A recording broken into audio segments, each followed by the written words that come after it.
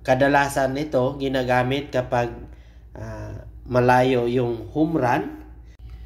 Hello mga ka-busy mind. So may nag-comment sa ating nakaraang video na kapag tayo daw ay gumagamit ng stealth tape or sa ibang bansa ang tawag nito ay susta, hindi daw tayo electrician. So bibigyan ko kayo ng senaryo kung bakit gumagamit tayo ng susta or stealth tape. Ang stealth tape ginagamit yan sa panghila ng kable doon sa conduit.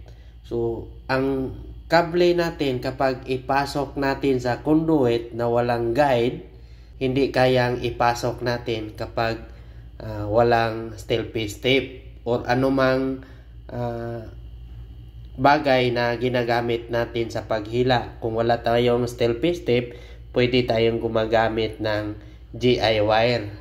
So ang stealth tape, maganda itong gamitin sa mahaba ang dugtungan ng tubo. Halimbawa nasa mga 4 hanggang 6 na tubo, so hindi na kayang itulak yung kable niyan. So kailangan talaga na may pang-guide tayo sa paghila niyan. So sa flexible naman walang problema, kahit putulin mo yan, ilabas mo yung wire, tapos tipan, walang problema. Kapag conduit naman ang ginagamit natin, PVC or EMT, tapos malayo ang pull box, so kailangan na may guide wire tayo.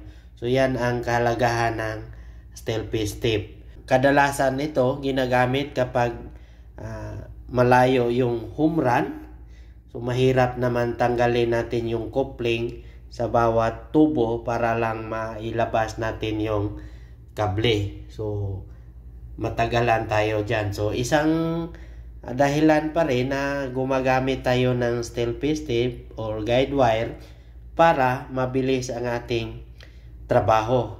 Kasi kapag wala tayong stealth tape or anumang gamit natin panghila or GI wire, so napakahirap or matagal tayong matapos sa ating ginagawa. So nakatulong ito sa pagpabilis ng ating trabaho bilang electrician. Okay? Kung may idea din kayo sa mga electrical, paki-share naman sa comment section. Okay? Bye-bye mga ka-busy mind.